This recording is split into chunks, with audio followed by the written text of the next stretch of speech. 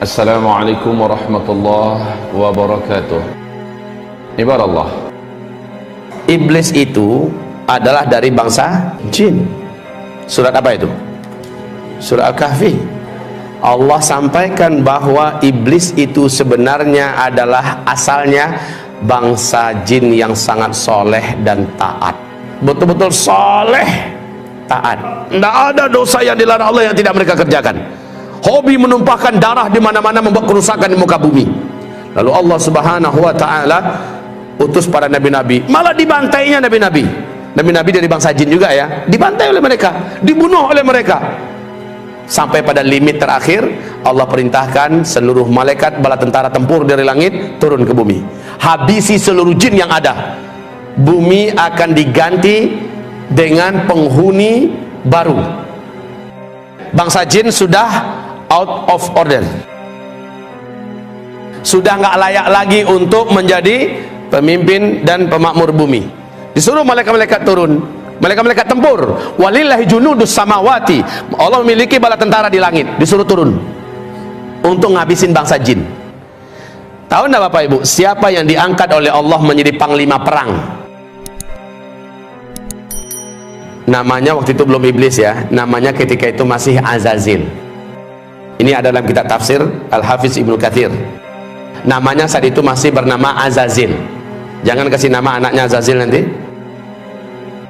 Lalu turunlah panglima perang ini, yaitu Azazil, dengan memimpin seluruh malaikat-malaikat tempur. Semua bangsa jin yang ada di muka bumi diratakan, dibunuh.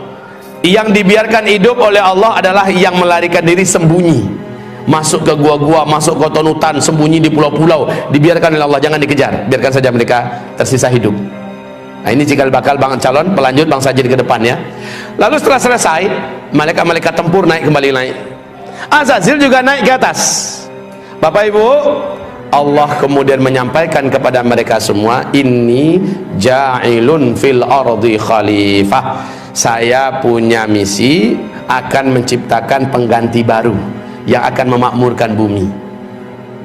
Iblis merasa bangsanya sendiri sudah dihabisi, sekarang diganti, jadi nggak nyaman dia, diganti dengan makhluk baru. Dia coba hasut para malaikat yang ada, si Azazil ini, sampaikan pada Allah, nanti akan terulang kembali kisah lama.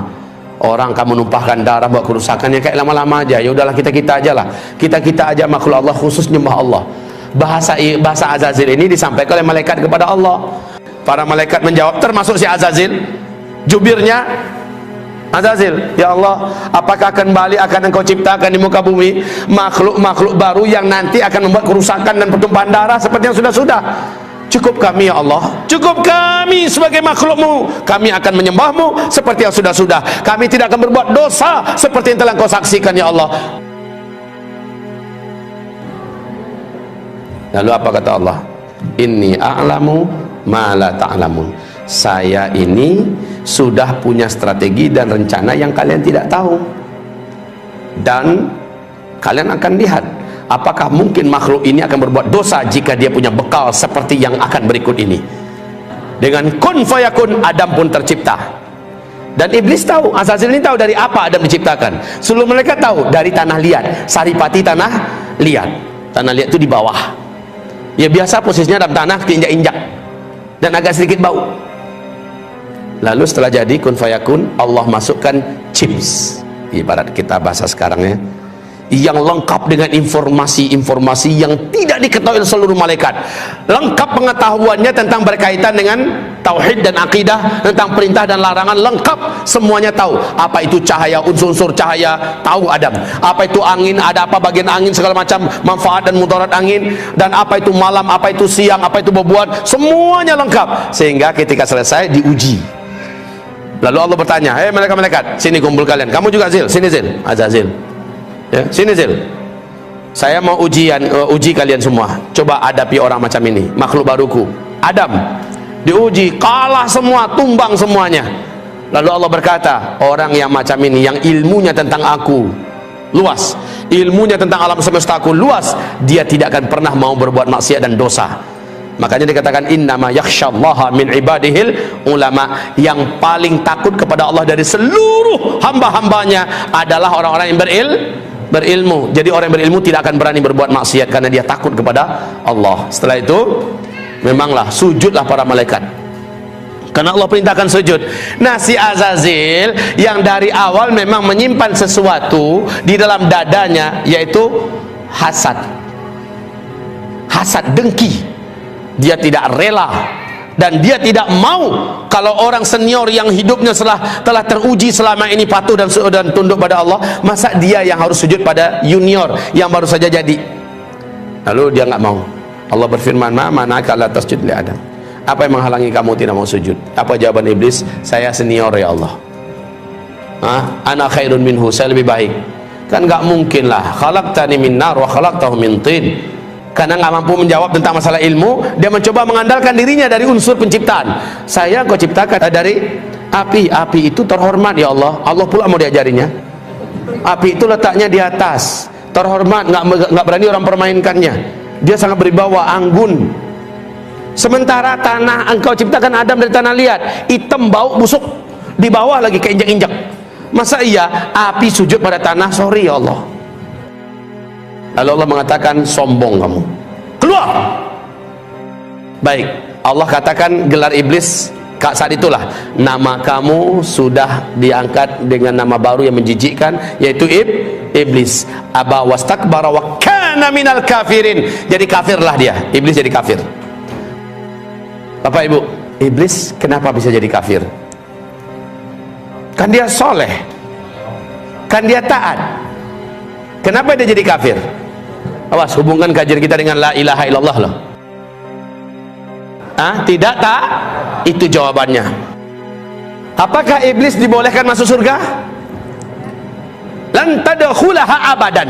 Engkau sekali-kali tidak akan berhak menjadi ahli surga selama-lamanya. Iblis punya kunci enggak? La ilaha illallah. Iblis yakin enggak dengan Allah? Pasti. Iblis mengimani Allah tidak? Pasti, ya kan? Pasti. Tapi iblis punya kunci enggak la ilaha illallah? Punya enggak? Punya. Cuma sayang patah salah satu giginya. Disuruh sujud kepada Adam, dia tidak mau. Bukankah salah satu gigi daripada gigi-gigi la ilaha illallah adalah wajib mengikuti perintah-perintah Allah dan mentaati larang-larang Allah? Wajib. Iblis di situ nggak mau. Sujud kepada Adam itu nggak mau dia. Satu saja syahadat Allah yang ditolaknya menjadikan dia dikatakan Allah kafir. Awas, ini zaman banyak nggak orang menolak ayat Allah. Ini zaman banyak tidak orang menolak syariat Allah. Banyak. Ini zaman banyak tidak ulama-ulama kiai-kiai yang berani-beranian melecehkan, menghina, menyudutkan ayat-ayat Allah. Banyak tidak? Banyak. Nasib orang itu bagaimana menurut Allah? Sama nggak dengan iblis? Buka surat Muhammad ayat 8 ayat 9. Surah 47 ayat 8 ayat 9. Allah katakan dalam ayat itu, siapa yang membenci satu saja di antara ayat Allah, kafir dia. Satu saja ayat Allah dia benci, dia tolak, dia musuhi, kafir dia. Kayak iblis. Iblis satu saja perintah Allah ditolaknya, maka iblis menjadi kafir. La haula wala quwata illa billah. Kalau ada hari ini orang jijik dan benci dengan syariat Islam, berarti betapa banyaknya ajaran Allah yang ditolaknya. Betul tidak? Bagaimana, syahadatnya masih selamat enggak? Kalau ada orang yang menolak dan membenci salah satu ayat Allah, umpamanya ayat perang, ayat jihad, dia benci itu ayat. Ayat 8 dan 9, coba lihat ayatnya. Apa bunyi ayatnya? وَالَّذِينَ كَفَرُوا فَتَعْسًا لَهُمْ وَأَضَلَّ أَعْمَالَهُمْ ذَلِكَ بِأَنَّهُمْ كَرِهُوا مَا أَنزَلَ اللَّهُ فَأَحْبَطَ أَعْمَالَهُمْ. Haji mereka hapus, puasa mereka hapus, bangun masjid mereka hapus, bangun rumah-rumah panti asuhan hapus, apapun amal soleh mereka hapus. Kenapa? Ada di antara ajaran yang Allah turunkan yang dia benci. Awas ya, hati-hati.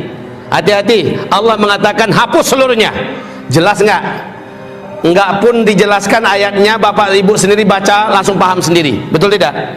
orang-orang yang membenci ayat-ayat kami, orang-orang yang membenci syariat kami, bagian yang mana sajalah syariat yang dibencinya, maka Allah katakan batal seluruh amalnya, batal seluruh kesolehannya. Haji tiap tahun batal, puasanya selama 35 tahun batal pahalanya, sedekah infaknya, bangun masjidnya di mana-mana batal seluruhnya. Kenapa? Ada di antara ayat atau syariat Allah yang dibencinya. Hati-hati, hati-hati, hati-hati kaum muslimin. Iblis kafir gara-gara menolak satu saja syariat Allah, sujud kepada Adam. Suatu ketika iblis datang kepada Nabi Musa alaihissalam. Musa, saya punya hajat kepada kamu. Siapa kamu? Kata Musa, saya adalah iblis. Wow, tahu enggak Bapak Ibu, Musa ini sukanya, Musa ini kalau marah itu kelihatan langsung Pak Bu, dari bola matanya itu nampak. Iblis pun menjadi pucat di depan Nabi Musa. Satu-satunya nabi yang pernah menampar malaikat maut sampai pesong, sampai lepas cuma Nabi Musa Pak. Hadis sahih Imam Bukhari, malaikat maut diturunkan oleh Allah untuk mencabut nyawa Nabi Musa. Pas datang malaikat maut, karena jadwalnya belum, tapi malaikat maut ini masih mengintai-intai. Nampak oleh Nabi Musa, dia akan menampakkan wujud nih, nampak Nabi Musa, sorot matanya membuat merinding. Musa ini pantang betul, ada yang natap-natap dia gitu, dia dekati, mau apa lo? Malaikat maut ditampar oleh Nabi Musa, pindah langsung. Memang kuat Pak, Nabi Musa itu sekali pukul orang mati langsung nempel di dinding, ceder langsung nempel di dinding, mati di tempat. Nabi Musa itu jangan salah-salah loh Pak ya, sangat mengerikan makan tangannya. Malaikat maut aja pindah langsung, malaikat maut kembali lari dan naik ke sisi Allah. Apa kata malaikat maut? Arsal tani, engkau kirim saya kepada orang yang tidak menginginkan kematiannya. Maka kata Rasulullah, Allah perbaiki kembali, lalu Allah beri tanda khusus bahwa memang dia asli malaikat maut, bukan hanya sekedar ngaku-ngaku.